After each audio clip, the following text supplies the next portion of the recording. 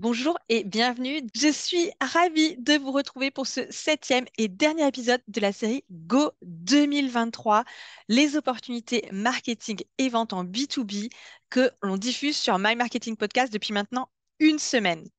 On y arrive. Aujourd'hui, c'est le débrief d'une semaine qui a vraiment été intense en conseils, en analyse et en partage des meilleures pratiques marketing pour faire grandir votre entreprise. Si vous avez écouté les épisodes précédents, j'imagine que vous attendiez cet épisode avec impatience. Et si vous prenez la série en route, eh bien, je vous invite à écouter les épisodes de la semaine. Nos invités ont été extrêmement généreux en partage. D'ailleurs, avant de démarrer ce dernier épisode, j'aimerais remercier au nom de toute l'équipe de My Marketing Experience les invités qui ont contribué à cette série Go 2023. Monique Chim, Guillaume Giraudet Bacchiolelli, Florence Grégeois, Thomas Rivol et Honoré Beghem. Dans l'épisode d'aujourd'hui, je vous propose un récap de ce qui a été dit et comment transformer ces conseils en plan d'action en choses qui sont particulièrement actionnables pour votre entreprise. Parce que derrière ça, en fait, derrière toute cette série qu'on a faite, l'idée, c'était pas juste de vous inspirer, mais bel et bien de vous faire passer à l'action. Et c'est ce que je vais essayer de faire dans ce dernier épisode. J'ai donc listé les principales idées à retenir. Il y en a 6. Et puis pour chaque idée, je vous propose des actions à mettre en place pour votre entreprise. L'objectif, c'est l'efficacité. Donc la toute première idée, le tout premier axe d'action à retenir, eh bien, c'est en 2023, posez-vous, retravaillez ou travaillez pour la première fois les fondations de votre marketing. Donc, on n'est pas du tout dans l'aspect technique, on est vraiment dans l'aspect stratégie, parce que de toute façon, on ne pourra pas avoir de la technique solide avec des résultats si on n'a pas fait ce passage obligatoire par de la stratégie, par les fondamentaux. Et ça, je peux vous dire que la plupart de nos invités, si ce n'est la totalité de nos invités, ont été très clairs sur le sujet. Il faut avoir des fondations marketing solides et claires. Donc, ça veut dire quoi concrètement d'avoir des fondations marketing solides et claires? Eh bien, c'est d'avoir fait un travail approfondi sur qui est votre audience, qui est votre client idéal, qui est votre audience cible, votre cible client, appelez-la comme vous voulez. Mais ce qu'il faut comprendre, c'est qu'on ne doit pas juste les identifier comme des personnes dans la avec des indicateurs démographiques, mais de bien comprendre quels sont leurs problèmes, quelles sont leurs aspirations, quels sont leurs problèmes récurrents, on va dire vraiment ce qui les empêche d'arriver à l'objectif qu'ils souhaitent atteindre. Quel est également leur parcours d'achat. Une fois qu'ils ont le besoin, comment ils vont aller chercher une solution. Et ça, ce travail doit être obligatoirement fait aujourd'hui en B2B. Pourquoi? Eh bien, je vous en parlerai un petit peu après, mais je vais déjà spoiler un peu. C'est que vous avez en face de vous des acheteurs qui sont de plus en plus autonomes et qui vont aller de plus en plus par eux-mêmes chercher des solutions à leurs problèmes. Donc, il faut être là au bon moment pour être découvert. J'en dis pas plus parce que c'est la suite. Donc, vous devez travailler votre audience, vous travaillez également votre positionnement. Qui je suis, qui est mon entreprise par rapport à ce qu'elle veut être, par rapport à son message, par rapport à ses valeurs, mais également par rapport à vos concurrents. Comment vous allez vous positionner pour être différent. Et le dernier point, dont on parlera également, donc je ne vais pas m'étendre à cet instant, ce sont vos offres. Oui, et vos offres font partie des fondamentaux de votre marketing et il est nécessaire en 2023 de bien les travailler, de les rendre solides. Et si vous n'en avez pas, si ce n'est pas encore formel, de les créer.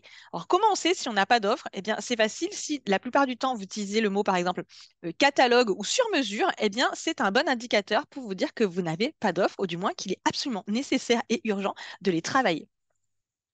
Donc, travailler ses fondamentaux, les fondations de son marketing, ça a été un message qui est énormément revenu durant les 6 épisodes de la semaine. Donc, je ne pouvais pas faire l'impasse sur cette tendance, qui n'est même pas une tendance, en fait, qui est juste un passage obligatoire avant de pouvoir aller décliner sur, eh bien, qu'est-ce que je vais faire en 2023 pour sortir du lot, pour développer ma visibilité et bien sûr pour faire grandir mon entreprise. Donc, concrètement, rapidement, comment je mets en place, quelles actions vous pouvez commencer à faire pour travailler les fondations de votre marketing?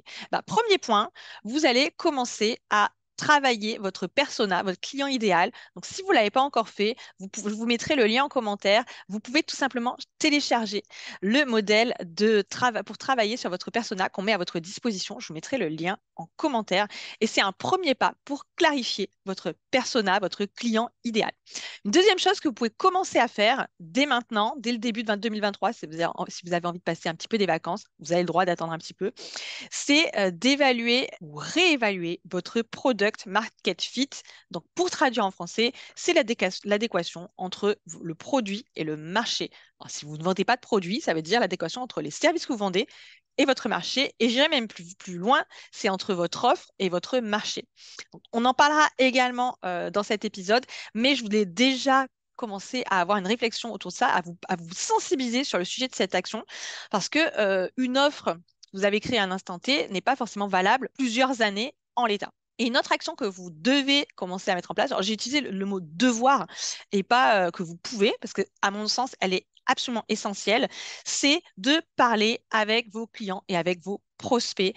Peut-être que les fêtes de fin d'année sont un super moment, une très belle opportunité pour commencer à le faire parce qu'il y en a pas mal qui ne partent pas en vacances, ou du moins tout le monde n'est pas 100% du temps en vacances.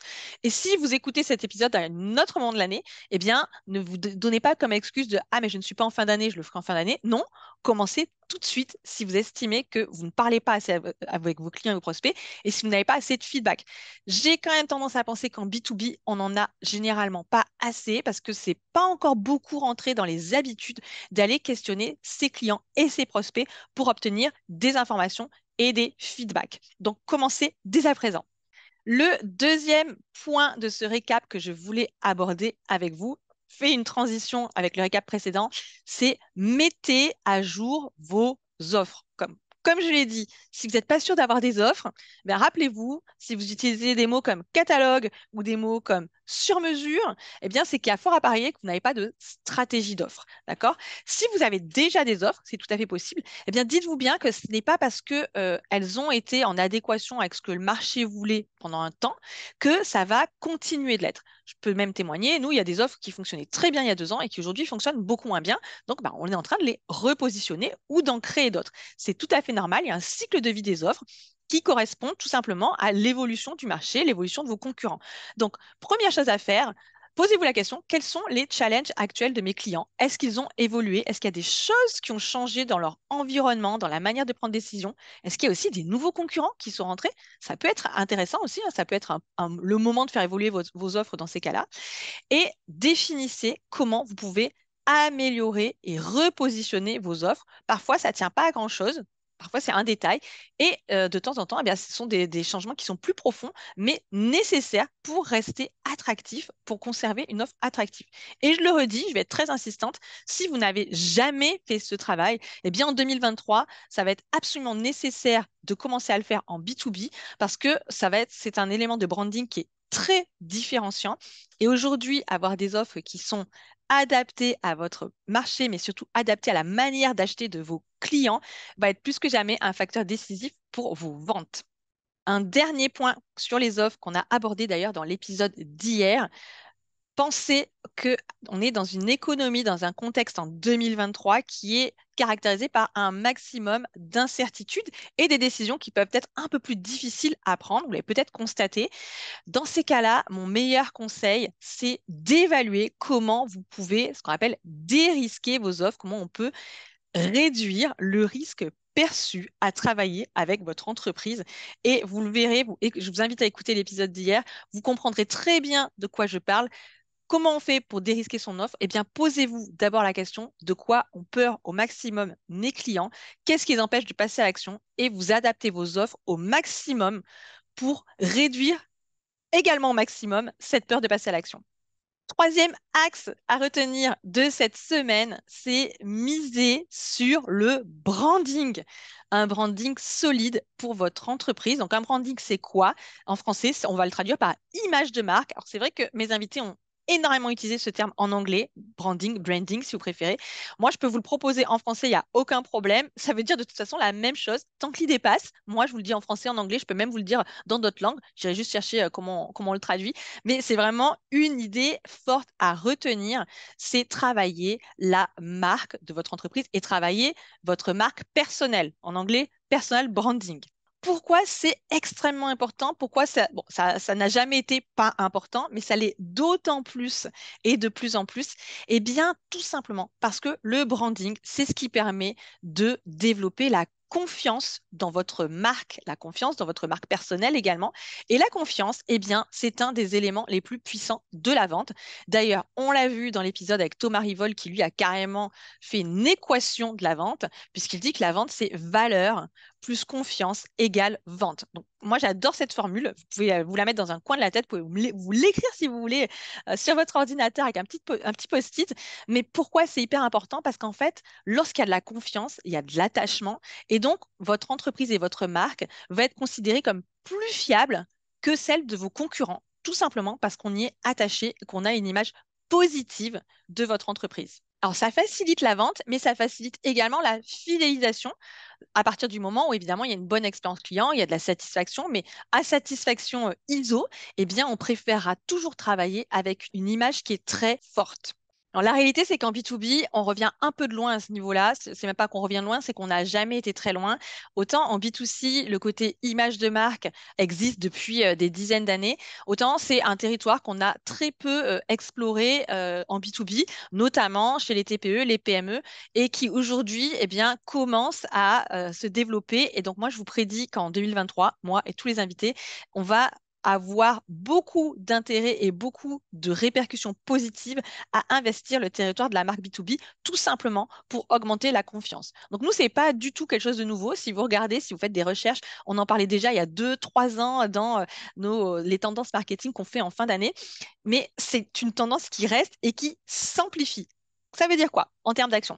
Ça veut dire que si vous n'avez absolument pas commencé à travailler la marque de votre entreprise et votre personal branding, ben, il va falloir commencer vraiment à vous y mettre en 2023 en travaillant tout d'abord les fondations de votre marketing. Donc ça revient au numéro un. Et également en commençant à prendre la parole, à sortir de l'ombre en tant que dirigeant pour solidifier ou tout simplement pour développer votre personal branding. Donc, vous pouvez le faire au travers de réseaux comme LinkedIn. Vous pouvez le faire également au travers d'autres réseaux sociaux. Il n'y a aucun problème. Choisissez juste celui qui est pertinent par rapport à votre activité. Et lors de vos prises de parole, proposez des contenus à forte valeur ajoutée pour asseoir votre expertise. Si vous voulez en savoir plus sur le personal branding, l'épisode numéro 4 de la série Go 2023 avec Honoré Beghem vous dira absolument tout ce que vous devez savoir sur le personal branding en 2023. Donc, je vous invite à aller le consulter. Évidemment, il y a également le lien en description. Et si vous vous demandez si c'est encore intéressant de vous lancer, parce qu'il y en a déjà tellement qui se sont lancés, la réponse est oui, oui et re-oui. Vous avez toujours intérêt à développer votre marque personnelle et à développer la marque de votre entreprise en B2B. Et si vous le faites déjà, eh bien, ça ne veut pas dire que vous devez vous reposer sur vos lauriers et que voilà, maintenant le job est fini. Non, pas du tout. Vous pouvez explorer de nouveaux formats pour développer votre marque. Honoré a même évoqué le passage du concept de marque personnelle au concept de média personnel. Donc, j'ai envie de vous dire, si vous avez déjà une marque personnelle qui est forte, eh bien, vous pouvez aller commencer à explorer le concept de média personnel, qui est plus vaste, qui est aussi un peu plus complexe, mais qui est certainement à votre portée si vous avez déjà fait ce travail. Donc, je répète, si vous ne l'avez pas commencé, vous commencez. Si vous l'avez déjà commencé, vous le perfectionnez et ça marche à peu près pour tout. Le quatrième axe à retenir de cette série Go 2023. Alors, vous allez voir, celui-là, il est un petit peu plus technique, mais je voulais absolument en faire un axe à part entière parce qu'il résume très bien tout ce qui a été dit par les invités. C'est focalisez-vous sur générer de la demande plutôt que de générer des leads. Alors, je vais prendre le temps de me poser parce que la nuance peut paraître vraiment très subtile, mais en réalité, elle est énorme. Donc, je vais prendre le temps un petit peu de poser un peu cette idée. Pour bien comprendre, si, dites-vous bien que si on prend à peu près 100 prospects potentiels de votre entreprise ou de la mienne, peu importe, il y a à peu près que jamais que 1 à 3% de ces personnes qui ont réellement besoin de vous et de votre solution aujourd'hui ou dans les jours qui arrivent, à court terme, on va dire. Dans la génération de leads, comme on l'a vu jusqu'à maintenant, alors, je vais dire brutal, mais attention parce que je m'inclus, hein, on en a fait. Ce que je veux dire, c'est directement aller prospecter pour trouver des leads chauds maintenant, donc pour trouver des opportunités chaudes maintenant. On va essayer de chercher ces 1 à 3% par des techniques qui peuvent être de l'email, par LinkedIn, même par des appels téléphoniques. Je dis pas que c'est mal. Je vais pas émettre de jugement de valeur parce que ça peut être aussi très bien fait. Mais la réalité, c'est que quand vous faites ça, vous vous privez de 97% des autres qui n'ont pas le besoin maintenant, mais qui pourront l'avoir dans 3 mois, dans 6 mois, dans un an. Réfléchissez à ça. Et c'est là où on s'oriente vers générer de la demande à l'inverse de générer des leads. Donc, générer des leads, on focalise sur les 1 à 3% qui ont besoin maintenant tout de suite. Générer la demande, c'est on va aller s'adresser et se tourner vers ceux, les prospects, qui n'ont pas le besoin immédiat, mais qui potentiellement pourraient l'avoir un jour, et on va dire à moyen ou long terme. Donc, ça va être l'ensemble des techniques et des stratégies pour sensibiliser cette audience qui n'est pas en recherche de solution, à votre marque et à votre offre pour que le jour où le besoin survient, eh bien, vous soyez les mieux positionnés et surtout votre entreprise soit consultée. Voilà, c'est tout simplement ça. Donc, au lieu de focaliser uniquement toutes les attentions et les actions sur les 1 à 3%, eh ben, on va commencer à beaucoup plus s'intéresser, à beaucoup plus aller chercher en amont et donc à générer la demande. J'espère que c'est clair. J'essaie d'être le plus clair possible.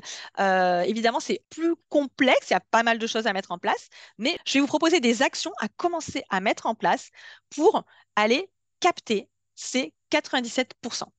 Donc, la première chose à faire, c'est de cartographier le parcours d'achat de vos clients et de vos prospects. Comment ils se renseignent, quels outils ils utilisent, qu'est-ce qu'ils vont voir, voilà, les différents points de contact, comment ils procèdent à leur achat, est-ce qu'ils le décident seuls, est-ce qu'ils décident de manière collégiale avec d'autres personnes dans leur entreprise, comment ils s'y prennent. Et ça, bah, évidemment, ça nécessite de leur parler, hein. Il n'y a pas de mystère, vous allez voir qu'on va souvent parler de feedback et de parler à ses clients. La deuxième action que je vous propose de mettre en place, c'est de commencer à créer et diffuser du contenu qui est pertinent pour vos prospects à chaque étape de ce parcours. Tout simplement, vous le cartographiez et puis vous dites, OK, de quelles informations ils vont avoir besoin à chaque étape et vous commencez à créer du contenu pour chacune de ces étapes. Un autre point très important, une autre action que vous devez mettre en place, et ça j'ai envie de dire génération de demande ou pas génération de demande, mais là c'est spécifiquement très utile, c'est de faire travailler le marketing et les ventes main dans la main. Donc on parle aujourd'hui d'alignement marketing et commercial. Vous entendez aussi des mots un peu buzz comme smartketing, donc sales et marketing ensemble. J'ai envie de vous dire, appelez-le comme ça vous fait plaisir, du moment que vous faites parler les gens du marketing et les gens des ventes, bah, justement pour mieux comprendre, pour avoir des feedbacks, pour comprendre comment, comment les clients et les prospects recherchent, qui sont vraiment les solutions alternatives aussi, c'est très important de le savoir, qui sont vos vrais concurrents, parce que parfois on imagine que certaines entreprises sont des concurrents directs, alors qu'en réalité, bah, c'est notre solution qui est le plus souvent envisagée. Donc, parlez le plus possible entre le marketing et les ventes. Et un dernier point que vous pouvez commencer à mettre en place cette année si vous souhaitez mettre en place une stratégie qui focalise sur la génération de la demande, c'est d'évaluer la capacité de votre site Internet à transformer des visiteurs en prospects. C'est-à-dire, bah, tout simplement, est-ce que votre site Internet vous ramène des prospects? Est-ce qu'il y a des formulaires? Est-ce qu'il y a des prises de rendez-vous, des prises de contact, ce que vous voulez, des demandes de démo? Est-ce que ce site Internet fait son job? Voilà, ce sont trois actions très concrètes. Si le sujet vous intéresse, de toute façon, on va le développer très certainement dans de futurs épisodes de My Marketing Podcast. Mais ce sujet, c'est vraiment une nouvelle philosophie dans la continuité de ce qui a été fait jusqu'à présent sur comment j'approche mes clients en marketing. Cinquième point que je voulais aborder dans ce récap de la série Go 2023, c'est quelque chose qui est hyper transversal et je l'ai mis parce que c'est revenu dans absolument tous les épisodes et tous les entretiens avec nos invités. C'est la valeur, avant tout la valeur dans le contenu, notamment, avant tout. C'est vraiment essentiel. C'est fini le contenu un peu bateau, les deux lignes vite données. Non, pas du tout. Aujourd'hui, vos clients en B2B et vos prospects sont en recherche d'un maximum de valeur. Et il y a une raison, c'est que si on considère le point vu précédemment, la raison, c'est que ils s'éduquent, ils se font leurs recherches et ils cherchent des solutions par eux-mêmes. Donc, ils vont chercher ça auprès de vos contenus et de ceux de votre entreprise. Et si je reprends l'équation de la vente de Thomas Rivol, on avait valeur plus confiance égale vente. Donc là, on est sur le pilier valeur. Mais il n'y a pas que Thomas qui en a parlé, il y en a vraiment absolument tous. Florence en a parlé, Guillaume en a parlé, j'en ai parlé également. Donc c'est vraiment pas du tout un pan du marketing ou un courant de pensée spécifique. C'est commun à tous les marketeurs en B2B en 2023 de dire misez sur la valeur pour aider vos clients à acheter. Donc, vous allez me dire, c'est bien beau, la valeur, qu'est-ce que ça veut dire? Comment je mets de la valeur dans un contenu? Donc, je vais vous donner deux actions très simples à mettre en place pour commencer à créer des contenus qui ont de la valeur. Vous avez deux seulement et vous verrez que ça marche très bien. Donc, la première action, c'est d'identifier 4 à 5 problématiques qui sont récurrentes et douloureuses chez vos prospects. Vous les identifiez et comment les identifier? Eh ben, c'est en discutant avec eux, bien sûr, vous ne les inventez pas, hein. Vous obtenez du feedback et vous en déduisez 4 à 5 problématiques. Donc c'est un travail qui va prendre quelques semaines probablement, mais c'est pas grave. Et à partir de ces problématiques, vous créez des contenus qui vont les aider et les éduquer par rapport à ces problématiques, tout simplement. La question qui peut revenir, c'est jusqu'à quel point on peut faire en sorte que ce soit gratuit. J'ai envie de vous dire qu'en 2023, c'est plus tellement une question parce que vous allez être face à des entreprises qui donnent énormément des choses que par le passé on faisait payer clairement. Des conseils qui auparavant on se disait non mais jamais de la vie je vais donner ça, je pourrai pas, après plus personne n'achètera. Alors moi mon avis c'est que faut pas hésiter à être très généreux, parce que à partir du moment où on donne, vous allez comprendre que vos prospects ne pourront pas faire seuls certaines choses et ils s'adresseront à vous pour le faire. Donc, vous allez juste réussir à vous positionner comme une entreprise ou une personne qui est extrêmement experte. Et puis, de toute façon, ce qu'il faut bien comprendre, c'est qu'il y a beaucoup de personnes qui ne sauront pas le faire et qui préféreront s'appuyer sur un expert pour pouvoir atteindre l'objectif ou résoudre leurs problèmes. Donc, un, vous identifiez les problématiques, les 4 à 5 problématiques, et deux, vous créez des contenus autour de ces problématiques qui vont aller aider vos prospects et vos clients. Et alors, on va en parler un peu plus tard, mais sur les formats de contenu, vous pouvez aller sur différents formats. Vous pouvez prendre la parole live, vous pouvez faire des formats qui sont longs, aucun problème. Ce qu'il faut, c'est que vos prospects puissent trouver cette matière auprès de vous et de votre entreprise. Si vous avez besoin d'aller plus loin, je vous renvoie vers l'épisode 83, dans lequel Florence Grégeois était intervenue sur comment ne jamais être à court d'idées de contenu. Je vous mets le lien également dans les ressources et vous pouvez aller l'écouter directement si vous voulez vous pencher sur votre stratégie de contenu dès à présent. On vient de parler contenu, on va parler diffusion, distribution du contenu maintenant. En 2023, la distribution du contenu est un vrai sujet. Ce qu'on veut absolument éviter, eh ben, c'est de créer des super contenus que personne ne voit. Donc, on focalise souvent beaucoup sur la création et beaucoup moins sur la distribution. Donc, n'oubliez pas cette dimension parce que sinon, ça va créer, pour rester dans les sions, ça va créer de la frustration. Donc, création, distribution. Toujours se poser la question. Alors, évidemment, c'est un point qui est un petit peu plus technique, mais je vais essayer d'être très clair pour que ce soit le plus actionnable possible pour vous. Donc, il y a trois points qui ressortent des échanges avec nos invités. C'est le premier, les contenus qui sont longs et, on va dire, fouillés, sont de plus en plus sollicités par votre audience, par les prospects, en recherche d'informations. Et pour vous, c'est un moyen pour asseoir votre marque, votre autorité et pour, on va dire, surpasser globalement vos concurrents pour sortir du lot. Contenu long, on va parler de podcasts, on va parler de vidéos, notamment sur YouTube, mais aussi d'articles de blog qui peuvent être optimisés pour le référencement et vous faire apparaître dans les premiers résultats de recherche sur des requêtes très, très spécifiques qui répondent à un problème spécifique. Donc ça, pour ça, je vous renvoie avec l'épisode avec Guillaume Giraudet-Bacchiolelli qui vous dit tout sur tout sur le SEO en 2023. Un deuxième point qui est ressorti, c'est que aux côtés des contenus longs, on va favoriser également les contenus très courts. Donc, quand je dis très court, c'est quelques secondes. On parle de YouTube Shorts, de formats courts avec des réels sur Instagram, de TikTok, mais également de Twitter, qui est aussi un format court. Et un troisième point sur lequel je voulais vous sensibiliser, c'est de ne pas être dépendant ou de limiter au maximum la dépendance à une plateforme de distribution de contenu. Aujourd'hui, c'est beaucoup des réseaux sociaux ou du podcast, tout simplement parce que c'est un risque. Être dépendant est un risque. Donc, à retenir, si vous commencez Vous commencez par un seul canal. Vous dites, bah, je sais pas, le podcast ou le blog ou LinkedIn ou un réseau social en particulier pour votre distribution. Et une fois que vous êtes stabilisé, vous pouvez aller investir une autre plateforme pour justement limiter cette dépendance, puisque la dépendance, eh ben, c'est un risque.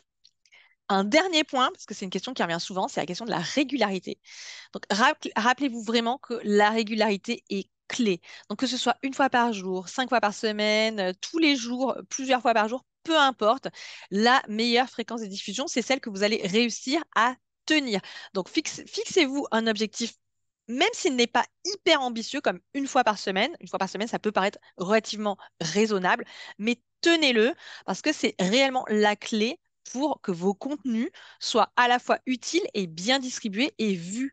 Autrement, si vous ne produisez pas du tout ou une fois par an, eh bien, ça va passer un petit peu sous les radars et ça aura beaucoup moins d'impact. Je vous avais annoncé six, 6 éléments de récap dans ces derniers épisodes. Bien, j'ai envie d'en ajouter un septième, qui n'est pas forcément une tendance marketing à proprement parler, qui n'est pas forcément une opportunité comme on aime à le croire ou à le penser. Mais en réécoutant chacun des épisodes des invités, j'ai vraiment été frappée par un argument qui revient systématiquement, c'est le retour à l'humain. Et d'ailleurs, pour ceux qui ont écouté l'épisode avec Florence Grégeois, Florence a même utilisé le terme de human growth, c'est-à-dire la croissance humaine. Et c'est hyper intéressant parce que ça va clairement impacter toutes nos actions marketing, ou du moins ça devrait impacter les actions et les stratégies marketing de 2023 en B2B. Et c'est vraiment frappant parce qu'à l'heure, on nous parle quand même beaucoup d'automatisation, de digitalisation, d'intelligence artificielle, de chatbot. Eh ben, chacun de mes invités a parlé de l'humain. Et là, bien sûr, on a un peu évoqué ces techniques, mais c'est surtout l'humain qui est ressorti. Et c'est quelque chose qui est ressorti de manière unanime et sans que chacun des invités n'ait parlé aux autres. Donc, c'est dire si ça a de l'importance aujourd'hui pour les marketeurs en B2B.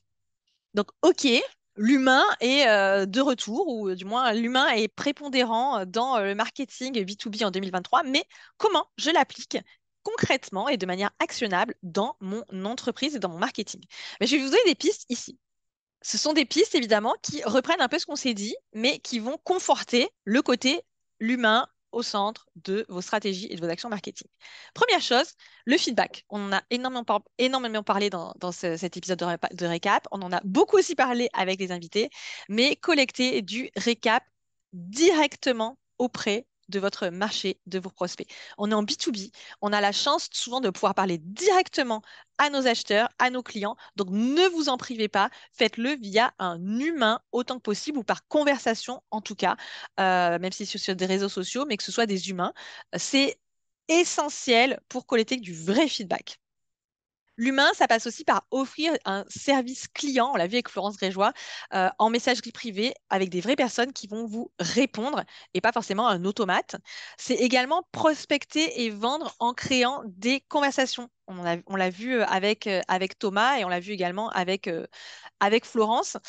Développer également votre personal branding en tant que dirigeant ou entrepreneur en vous focalisant sur la valeur que vous allez transmettre à des vraies personnes, vos clients. Donc, mettre l'humain au centre de sa réflexion, c'est mettre la compréhension des besoins de vos clients au centre de vos actions.